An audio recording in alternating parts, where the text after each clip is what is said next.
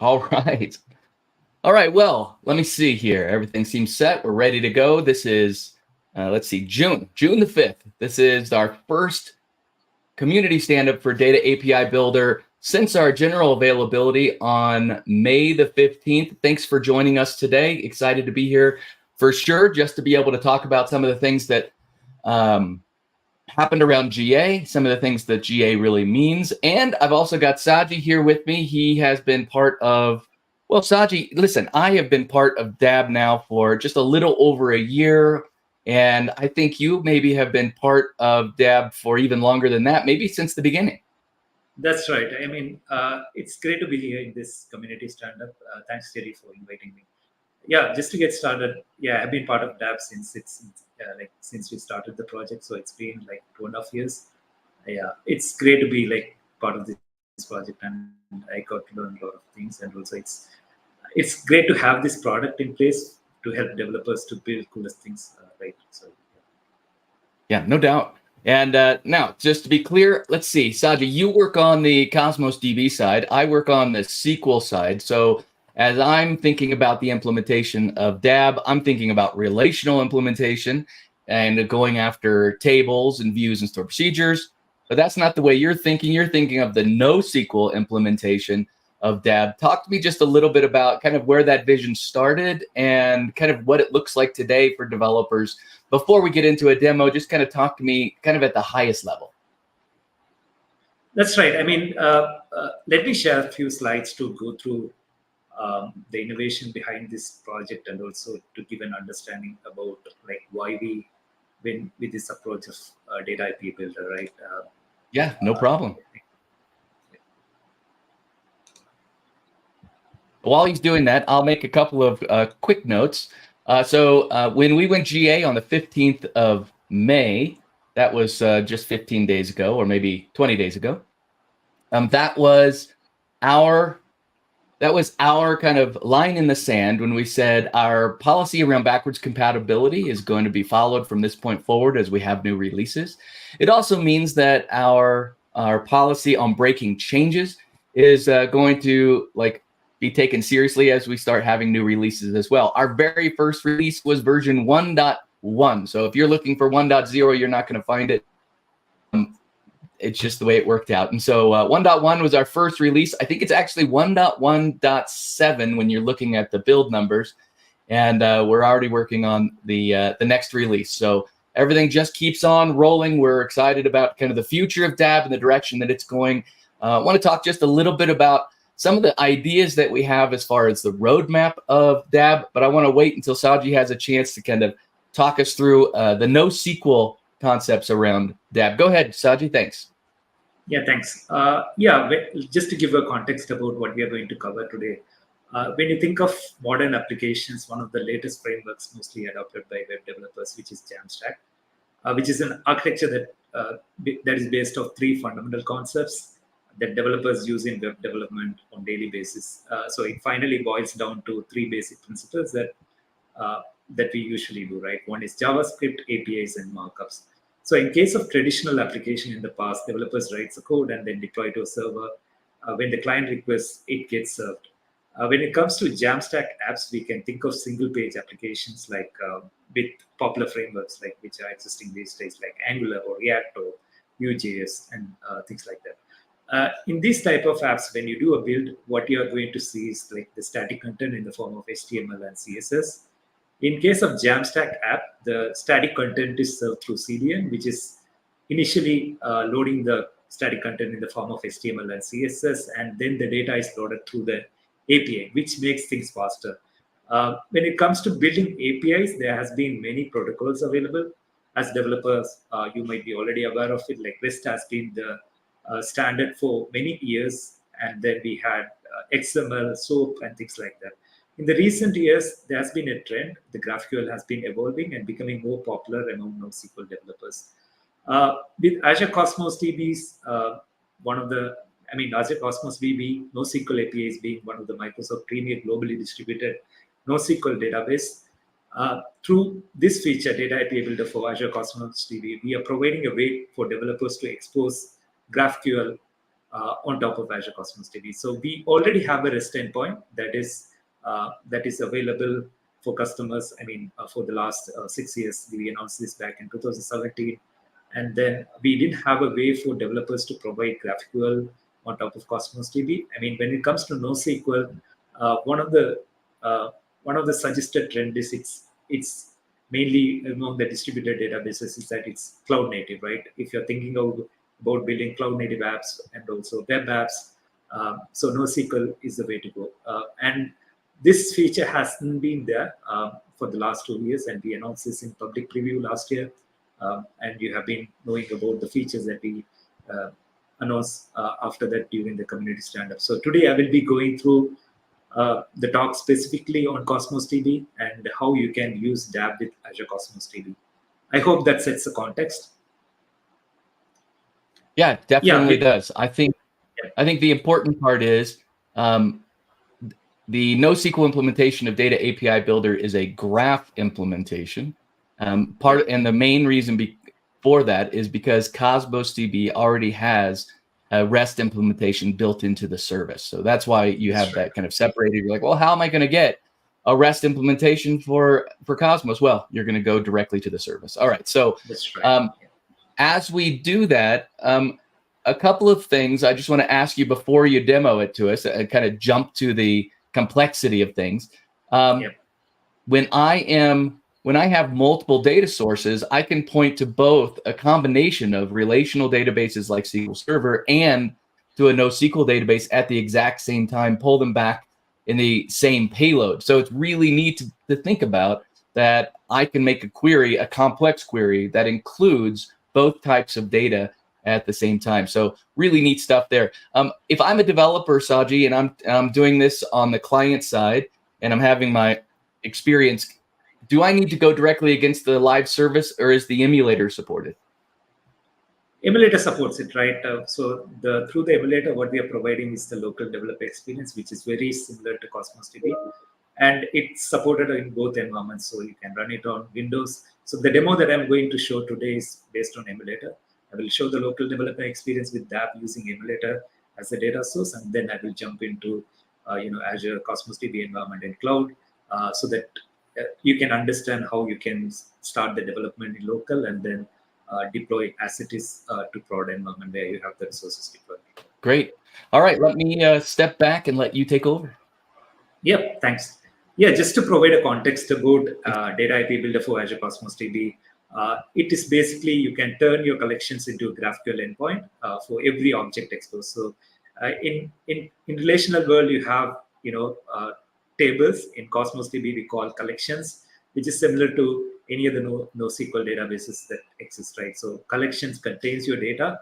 It supports, with Data IP Builder, you can turn your collections into GraphQL endpoint, which supports pagination, sorting, filtering, and even navigation between relationship. When you're modeling your data in a way such that you can query across those embedding data, right? You can use the GraphQL endpoint with application built using any language or any framework, or it can be used on any device as well, because it's just an API call. And Data IP Builder is stateless, so you are free to choose whatever the topology that works for you in terms of databases that you choose. In terms of Cosmos DB, we are providing the GraphQL support through Data IP Builder. As Vijay mentioned, REST is already available through the REST endpoint, so we don't want to duplicate the effort through Data IP Builder. So you can through Data IP Builder, it's the option that is available for Cosmos DB is only the GraphQL. Just want to reiterate on the point. It comes with authorization in place.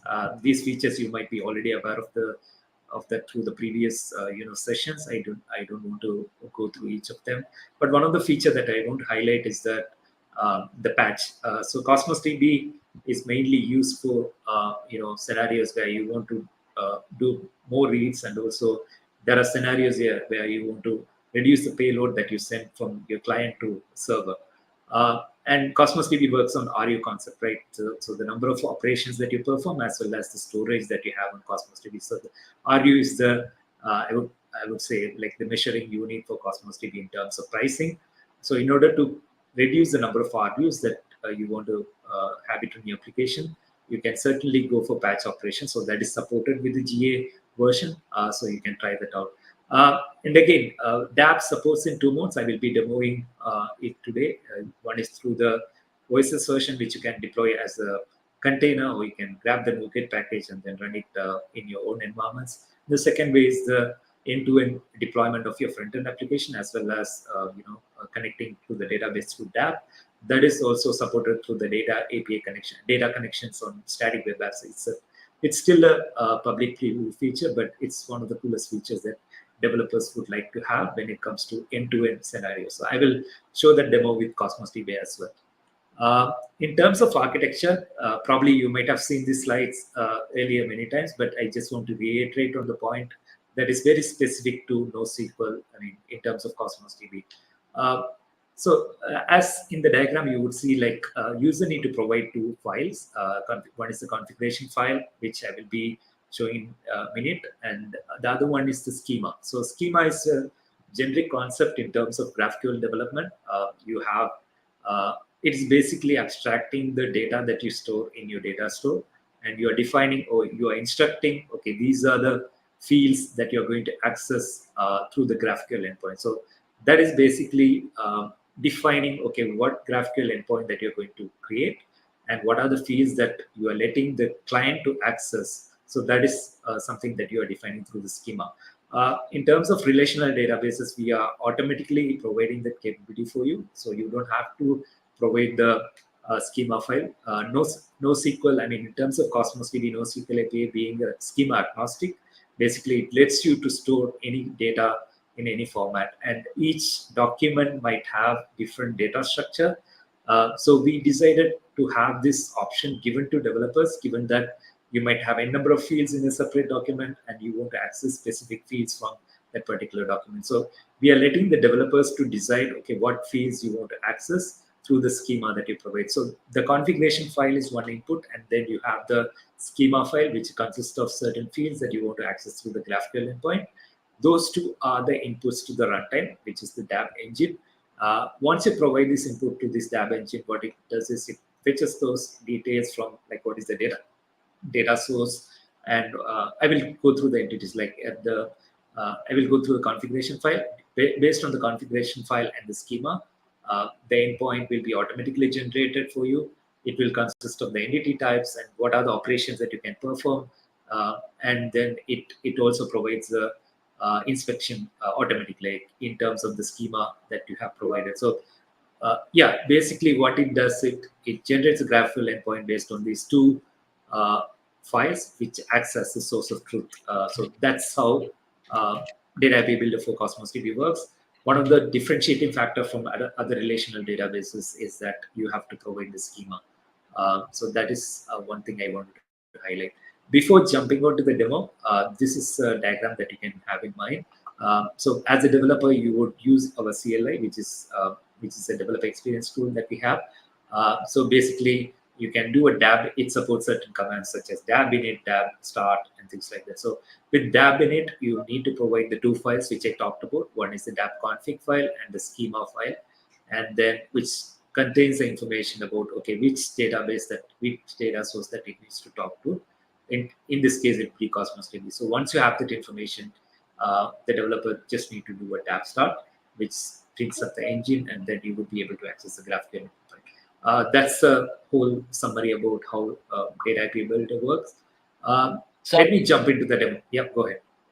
Just while you're on that screen, if a developer is looking to create their schema from a document that they're currently hosting in Cosmos, what's the way that you do it that makes it as easy as possible?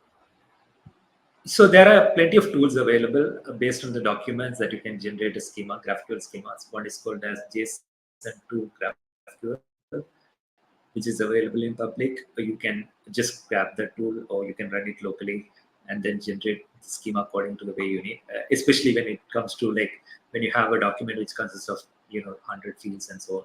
But in terms of small documents, what I would say is like based on the client scenario, like what application you are building and what are the frequent access fields, you would manually build the schema. Got it. Okay, got it. Did that answer your question? Okay. Yeah. Okay. All right. Yeah. So as a developer, what I'm going to show today is basically I wanted to build a simple application, right? For this community call, we say I wanted to have a website where you have speakers listed and then the resources of those speakers who are talking about various features on that. So it's just a web application that I wanted to build, and the data source is available in Cosmos DB. And these are the 3 steps that I would do, and then you would be able to see the GraphQL endpoint automatically generated on Cosmos DB with these 3 steps. And if you have to do that manually through some of the logic that we have in place through SDKs, it's going to consume a lot of time. So in terms of developer velocity and also the productivity, I think that's what DApp differentiates. In terms of the features it provides, right? So I will show that in action. Let me open the console quickly, and then open Windows as well.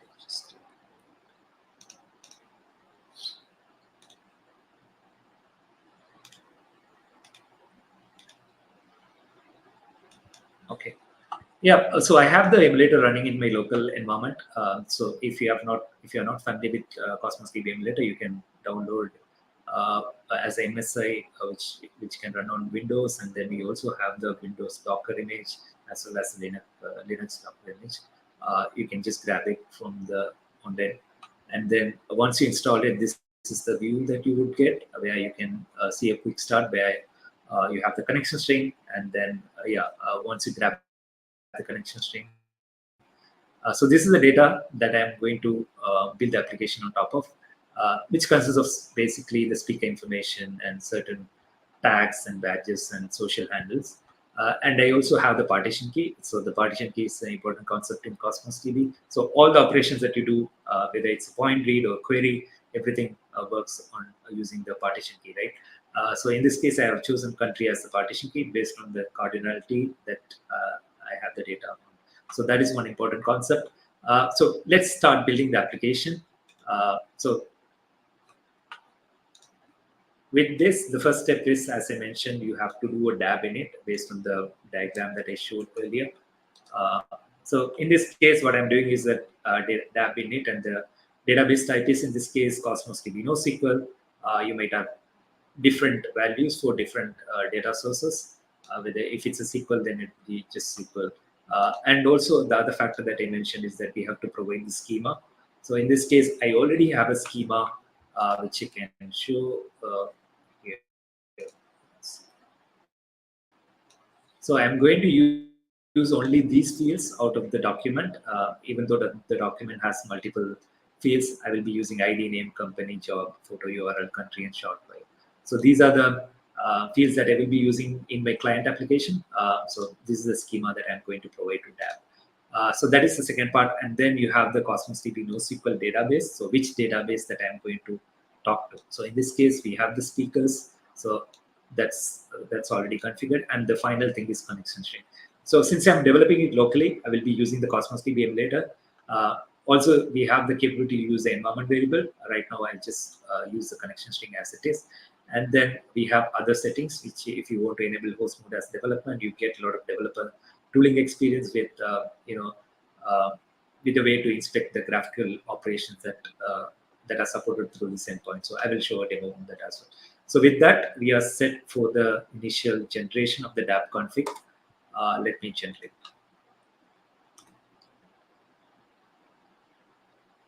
You can see that it's all the config file is generated. If I open the VS Code again,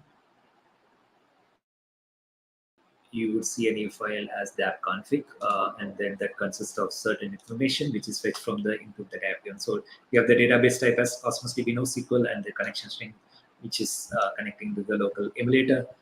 The database is speakers. In terms of Cosmos DB, you can have this specific config, which is different from the SQL configuration, where we have the schema and the schema file. In this case, the schema.gql. And REST is enabled as false by default because we don't support REST through Data IP Builder. GraphQL is enabled as true. And then we are allowing the introspection through the developer tooling. And also, if you are hosting it in a different environment, you need to have the cost configuration and things like that. And some of the authentication on the authorization, like you can, in this case, I have taken the default configuration as static web apps, but if you want to use AD or Entra ID, you can certainly use it as well. And the final thing is the entities. Right now, entities is not filled. So in this case, we are going to collect to the collection name speakers. Uh, you can see that we have created a container called speakers, and I need to add that entity in this config file, right? So let me do that. I mean, you can do that through the dap CLI as well. You just need to do a command called dap add and the field name. So in this case, the collection name is speakers, and you can define like the source. Okay, what is the GraphQL type? So in this case, it will go as speaker, and by default, I'm going to show this demo as anonymous. I mean, this endpoint would be used by anyone, but certainly we are providing different type of authorization roles, so you can create your own role and restrict which fields that you want to you have the restriction on. And also we do also support more capabilities like include and exclude within the entities, so that you can restrict which fields that needs to be exposed through the client and so on. So let me go with the anonymous role, and you can see that this would automatically add the entity. In this case, the source is speaker, and the collection is speakers, and then there are some GraphQL configuration settings that you can do. This is configurable. Say in the GraphQL endpoint, if you want to have a different naming convention, you can go with different naming here. Yeah, and then you can see the permissions as well. So in this case, we are going with anonymous, and which lets the user to perform all operations. But certainly, if you want to restrict, we do have the capability to restrict certain operations, say read or update or write and things like that. I think we are set for the initial demo. Let's do a dab start to see whether this can Saji, can generate. I ask you a quick question? Yep. So I see, Good. because we have a schema file and we have a configuration file, what's the best practice that you suggest to developers on where those files should, do they just sit next to each other in the same folder? Yeah, I think it's always good to have in the same folder, just to make sure that I mean, it's configurable anyway. You can put the path, but it's always good to have it in the same folder. Like the demo that I will be showing in the next scenario, we will be putting these two files in the same folder when you are deploying to Azure Static Web Apps. So it's always good to have it in the same folder, so that you can always validate the schema along with the configuration. Got it. All right. I think the endpoint is already up and running. Let me navigate this to the local endpoint, which is healthy. And if you want to use the local developer experience, you can just do a GraphQL, which will open up the. So this is again a hot chocolate library feature, which is something that we are using. I mean, behind the scenes, which is open source, and there have been good collaboration that happened in terms of getting the DAB out with hot chocolate. So that's cool thing. You can see some of the features. So right now I have logged in into my environment using my GitHub account. There are some demos that I have done in the past, so you'll see those. And then let me create a new environment where you can play with your data. So yeah, when you say browse schema, it will open up the GraphQL endpoint where you can see the automatically generated operations supported through DApp, right? So just want to, if you want to understand, okay, what are the operations supported, you can just like explore through the mutation. I mean, you can create a new speaker, you can delete a new speaker, you can delete a speaker which already exists, and then the other thing that I talked about, like if you want to do a patch, say if you want to specifically update a field, you can do a patch. That is one of the coolest features that we support on Cosmos DB, and it has been widely adopted by customers. And then the final thing is update speaker. This is to update the entire object without updating like a certain field. And then the query operations that we already support is that one is to get the object by partition key, because partition key, this is very similar to like the point read query concept that we have in Cosmos DB, which say if you're reading a 1 KB document, it is going to consume 1 RU. The same concept is applicable through the GraphQL as well. And it's optimized way, right? Like we always recommend to pass the partition key, so you know where the data sits in the partition. The specific partition, so you will be able to fetch the data in quick time. And the next thing is like the getting all speakers out. So this is very similar to the SDKs that we have on Cosmos DB. The operation, like when you do a fetch all through JavaScript, or if you do a get all through .NET, it's very similar. Like you have to uh, pass certain parameters, like and also we support like filtering through. Whatever the GraphQL filtering options available, that is also supported, which you can see from here. Yeah, that is basically the overview of like the operation supported through DApp. I think this will provide developers way to easily get started, and also you don't have to write much code. I think within quick time I was able to set up my GraphQL endpoint. Let's play around with the GraphQL endpoint that we created. Let me use this builder feature that is recently added on Hot Chocolate. So let me perform a new operation. I will call as get speaker or something, get speakers. And then you can see that this is automatically generated, which you don't have to manually write. And then let me do like get all speakers, so that is easier to do as well. So right now we are going to get all speakers, and then yeah, we are getting all the fields as output. Let me run this. Okay, let's let them.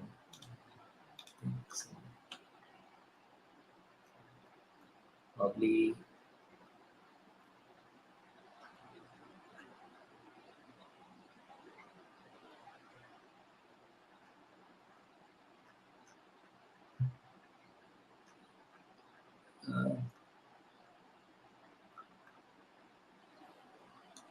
Okay, this is fine.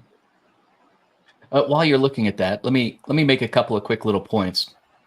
Yeah. The first is so this is a completely open source project, obviously, and one of the benefits of open source is we manage all of our code and our issues and our roadmap in public in the repo with all of you guys. The only thing we don't put inside the repo are security concerns that we deal with internally. And once we have them, then we document them. That being said, even though we're open source, the back-end majority of engineering that's currently happening are the actual product teams. So when you look at Cosmos, for example, and you're looking at the patch implementation or anything else along those lines, and you hear Saji say that they are optimized, they really are optimized by the product team. And so this really is meant to be not only the textbook implementation of how to interact with the back-end service, but also to kind of enable all of the best practices that we try to expose through our documentation, but sometimes can be invisible to the user because they can be overwhelmed by it. So a nice thing about Data API Builder is just that it allows you to have everything the way you want it to be without having to build it all there, because you can trust that the team has made sure that everything was implemented the way it's supposed to be. Great, Saji. I wanted to kind of make that point because I think it's one of the neatest things about that. Thanks, Jerry. Thanks for bringing that up. Yeah, I think now the endpoint is working. That is one of the configuration mistake I made, because I configured the database as DApp community. Initially I was mentioned as speakers, but when I checked the emulator, I have mentioned it as DApp community. So yeah, it's one of the typical developer scenarios that we deal with, right? So when I change the database name, it works. Like you can see the data is retrieved from the backend, and also like if you want to fetch, right now I have only 6 like documents, but we support pagination, where you can pass the continuation token and get the next set of items. Now, if you want to understand the mutation operations, let me quickly do a mutation as well.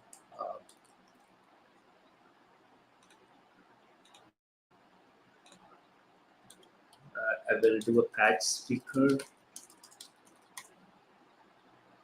So yeah, probably you might be already know about create, delete, and update. In this case, I will be using the patch operation. So let me show one example where I have this particular speaker 104. I need to pass the ID and also the partition key value for that speaker, which is the country India.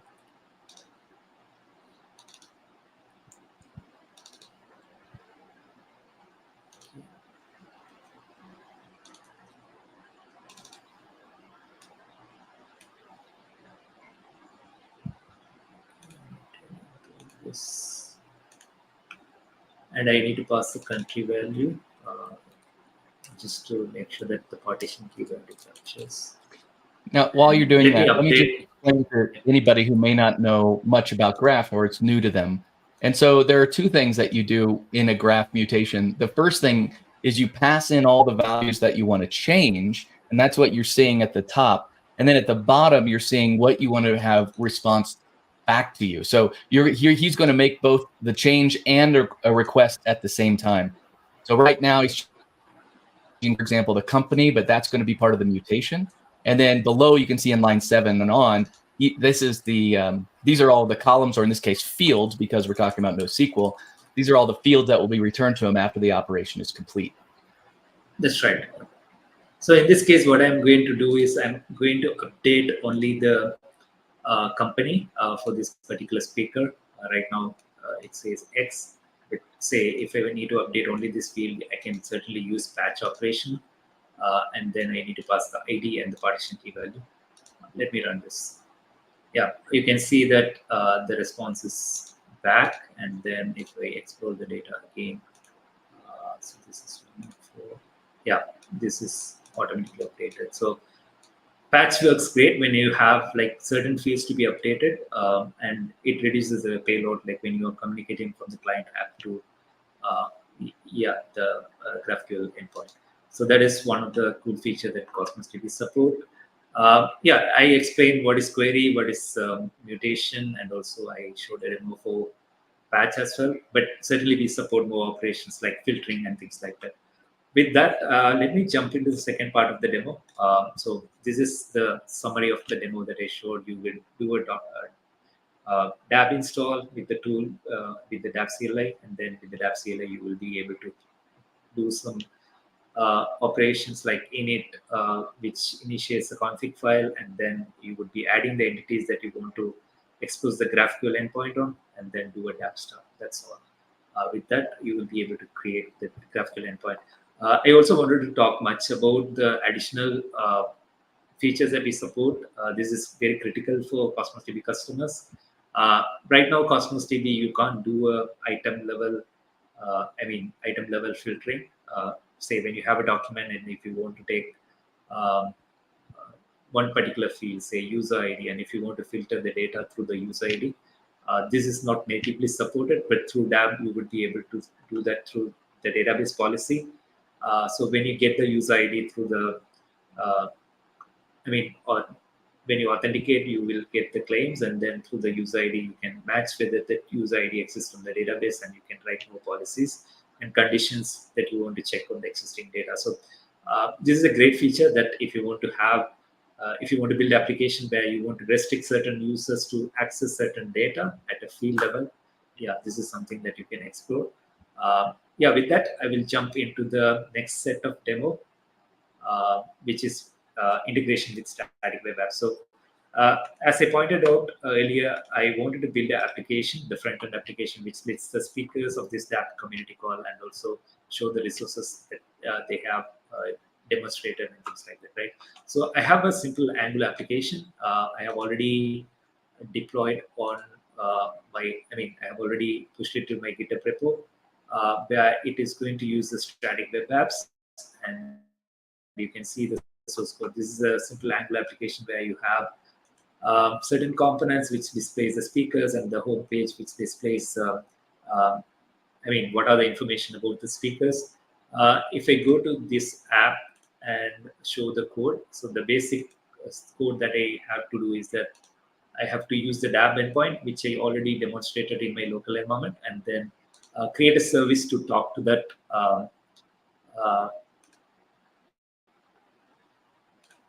GraphQL endpoint so that you can access the data as it is. So if I show this, like it is basically using get all speakers, and then when you click on the speaker, it pass the partition key and get the speaker, and then it is going to create a new speaker, update a speaker, and so on. So this is the only piece of code that I had to do on my front-end application, and certainly there are some UI changes which is done on the component. That's all.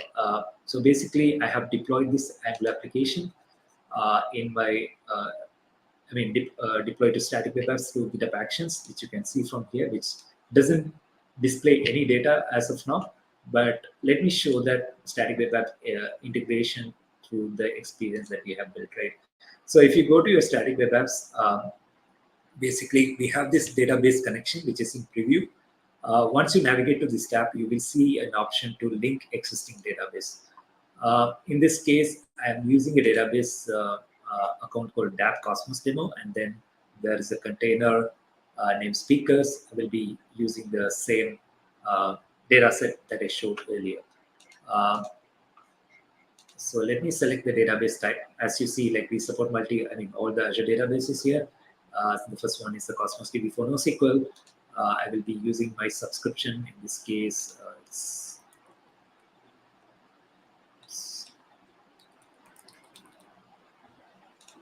and then the resource name is going to be the Cosmos Demo, and the select database is this one. Authentication I will use as connection string. You can certainly use the managed identity as well. Once you link this data, we are going to use the same. Can I just double down on this with you? Let me just double down on the concept here that inside static web apps, which is no doubt the easiest way to deploy DAB because they handle all the container for you. But what you're setting up right now as the database connection is really just configuration information that will be injected into that container for you, right? As part of a either easy auth or part of the environment variables that come in. That's right. Yeah, so the configuration file that we have used is already part of this. So the question that Jerry talked about, like what is the right place to put both schema and the config file. So we have this folders for static web apps DB connections, where you can see both those files. One is the schema file, and the second one is the config file, which basically fetches the information from the environment variable. And that folder and that file name are by convention inside static web apps. Now I have. That's right. Yeah. Since I have configured my database to the static web apps, you can always go back and double check. And if you want to make changes, you can update the GitHub repo and then unlink and relink again. That is also an option that you can use. And if you want to validate the correct configuration file, you can certainly open it and validate it. Let me do a refresh, and hopefully it should work with the data.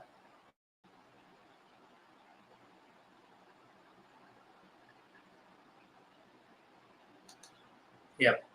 So you can see the information fetched from the database, which is the speakers who have been part of this DAP community call, which is matter of configuring the DAP endpoint through static web apps connection, and everything is managed automatically for you through the static web apps integration and the infrastructure. So this is really cool feature. If you are a developer, you want to build end-to-end application and use Cosmos DB as a backend and deploy through static web apps, so everything is managed automatically. Yeah, this feature is in preview, and yeah, I love this feature as a developer. Yeah, that's all I wanted to cover today. And in terms of resources, you can always access the DAB documentation in aka.ms DAB, and then we have specific documentation for Cosmos DB, NoSQL API, how to run it in different environments and so on. Yep. Nice. And let's just kind of cover what you covered, that I can make sure that we're together. So the first thing is we completely support Cosmos DB, so you can have a NoSQL backend. That is, to enable that, you would pick the document that you want to expose, and you would create a graph schema for that, and you would use our graph endpoint to interact with your with Cosmos DB.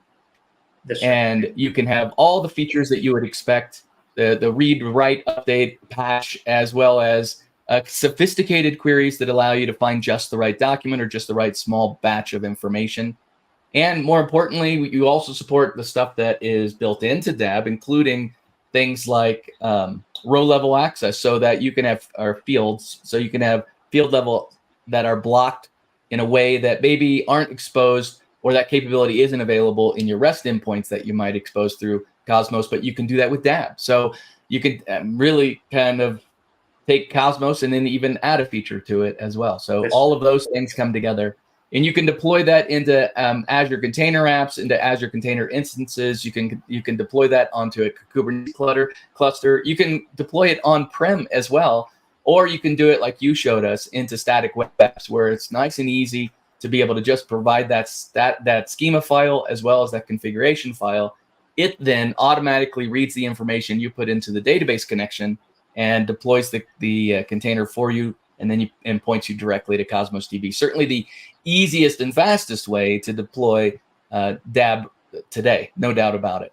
And all of those, there's no caveats, there's no warnings along the side or any kind of shortcuts taken. It's still the full complement of features that you would expect to be able to interact with all of your documents. In fact, this could be the primary way, if you wanted it to be, to interact with Cosmos DB. Yep. Thanks, Ed. Yeah. Another major change we have that, thank you so much, Saji. I want to keep pushing here. We got a few more minutes, and we have a couple of questions I want to talk about, but I also want to just talk about some of the changes. Let me share my screen as well, and share screen, entire screen, and this one. All right, so let me swap to mine for a moment. And all right, so we've made some significant updates to the DAB documentation. I mean, significant updates. It should be possible now for you to be able to and navigate through the entire configuration and every possible section and every possible property inside DAB to be able to find whatever that is. And if you're not quite sure where to find it inside the tree, because the tree starts getting deep, because there are a lot of options that we've introduced now into DAB. Each one of them is exposed through some sort of configuration property. You can always go up here. So for example, if it were a telemetry, you can type in TEL and it'll find how to use application insights. If it were or you could type application insights, right? And they'll show up as well. Or you could say AI and it'll show application insights. So all of these are just different ways for you to be able to search and find those. If you've ever used Microsoft Docs, sometimes it can be tricky if you don't know the exact keyword. We've put as many synonyms as possible for each of the properties, each of the features, so that you can start finding them as well. One of the neater things to at least point out is if you go into references, so this is everything inside the configuration, and this is navigating through all the sections. You can go into full configuration schema. This, by the way, is the same link that you would expect, or the same link that the sections go to. It just doesn't jump anywhere except for at the top of the page. And so this page is extremely long. You can see by the size of the scroll bar here, it goes through every single field there, or every single configuration property that we have is all right here. So if you come here and you're like, I still don't know what it is, then you can just, Control F to find on the page, type cache, for example, and you can start finding every reference of cache inside the configuration file and all the walkthroughs and documentation that we have for each one. Speaking of walkthroughs, I want to point out that we have brand new tutorials now and quick starts that are worth at least seeing. The deployment of DAB for you, for every database choice that you have, going through from MySQL, Postgres, and SQL, and also Cosmos DB that we have here is NoSQL. And then in Azure, we have deploying Azure onto Cosmos, and then probably by the end of this week or maybe the end of next week, we'll have deployment into Azure Container Apps, Azure Container Instances, Azure Kubernetes Services, as well as some best practices for you on-prem as well. So there are things that a lot of you have already figured out, but some people and developers are new to DAB, and this is a great way to kind of get them kind of off the ground and running as well. So just wanted to point out that lots of work has been put into the documentation, and if you have any information or any ideas around how we can make these docs even more kind of appealing, we also have the, just stuff around, sorry, we already have the deployment into container. It's great. Not by the end of the week. It'll be by right now. Great.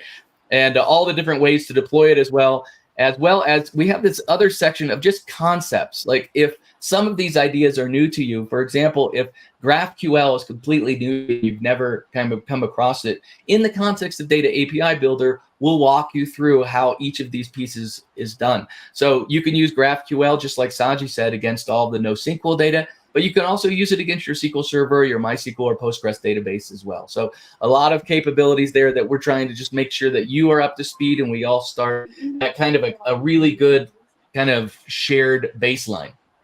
Also, we have a handful of samples. The number of samples that we have has changed quite a bit because internally here at Microsoft, we're moving away from all of our samples that talk about passwords. Now, don't have a problem with samples to talk about on a local development device because it doesn't make sense to have a system identity, for example, when you're doing local development.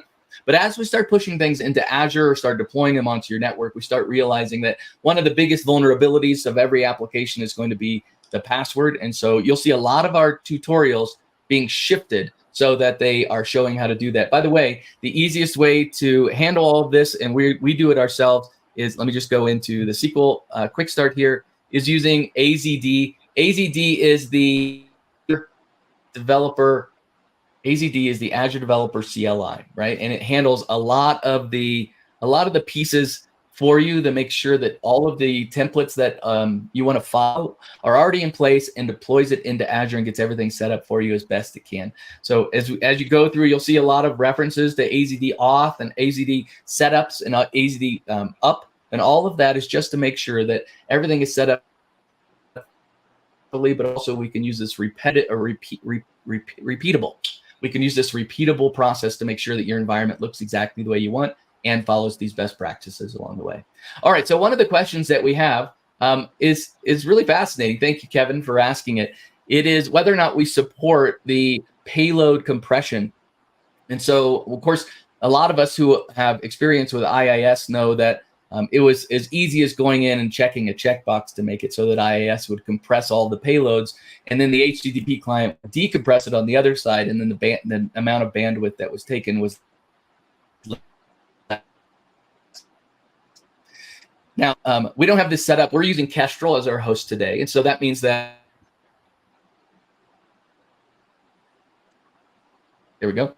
We have all of those capabilities sort of built into it that allows us to do things like, well, everything that you can imagine, because it's just a matter of adding to ASP.NET Core some of these capabilities. We have not added this yet, but it actually is a great idea. If Kevin, if you're open to the idea and this is valuable to you, it's really important that you help us build the product roadmap together. So if you could go to AKMS/DAB, that'll take you to the repository where you can start an issue and explain your use case and why it matters. So even me just brainstorming together with you, I can already see where large payloads would still benefit, especially if you have a mobile client or something where you may have more constrained bandwidth as well. So thank you for kind of bringing that up. That definitely is something that we haven't talked about yet, but it's worth talking about because it's a feature that we wouldn't have to build. It's a feature we would just be enabling and maybe exposing through the configuration file, or maybe not. I'm not 100% sure yet. It would require just a little bit more kind of investigation. Saji, as far as like parity, when we went GA with all four of our databases at the same time. So we went GA with NoSQL, went GA with, of course, Cosmos NoSQL, SQL, and MySQL and Postgres. And we were thinking, are we going to have to think about a staged GA where we're like, okay, now we're GA with Cosmos, and then next week we'll be GA with SQL, and the next week, or whatever along those lines. But that's not the way it is. We now have parity between it so that it's not a matter of what you're not giving up features by picking one database or another. It really is a nice, it's a nice smooth transition when you're thinking about which data source on the back end, so that you can have all of these capabilities. That was a big push at the end. And if there's anything great about GA, it's putting a fire under everybody so we can really start getting everything to the point that we want it to. And your team really worked hard. That's true. I mean, one of the advantages that you get as a developer through DApp is that unified experience. Like if you feel like one feature is working on one database, and that should be supported automatically on other databases, right? And so that gives the confidence that you can try out things and also make sure that it is unified across whether That's it's right. NoSQL and That's exactly right. We want to make it so that yeah. In terms of our team, like we have put a lot of effort in the last three months to get all right. to a So GA level. all that being said, I think we're at the end of our community stand-up today. Yep. Yeah, I think Saji, I think I cut you off there. Sorry. No. I mean, I just want to conclude with the message that if anyone wants to build on Azure databases, I think Data IP Builder provides a unified experience. And yeah, our team has been working on getting this out in the GA level. So yeah, it's been a great effort. Yeah. Yeah, you've been a great partner in this as well. Getting it, you can really be proud of it as well. So I appreciate that. Okay, we'll meet again next week now, or next month. Next month is the 3rd of July, so we won't be meeting right before the 4th of July. Instead, we'll be meeting on the 10th. So it'll be the second Wednesday. It'll be our community stand-up next week, where we'll be. I'll have a few. I'll have our engineers come on. We'll be talking about some of the open source concepts and maybe a getting started if you want to be a contributor back to our repository as well. In the meantime, GA has happened. You can update to get the latest bits so that everything is nice, solid, and stable and ready to go. Be sure and jump onto AKMS app and go to our repository if you want to kind of browse through some of the discussions that are going on around new features that we're having come along. We're triaging issues together as well. So if you see issues that matter to you, be sure and comment on those so that we understand the use case and the priority that we want to place on those as well. In the meantime, Saji, thanks for joining me today. Thanks for talking about DAB and being part of the team. Yeah, thanks, Jerry. Thanks for having me. Looking forward to joining in the upcoming sessions as well. Thank you. Yeah, same here. Same here. Thank you. All right. Bye, everybody. Have a great day.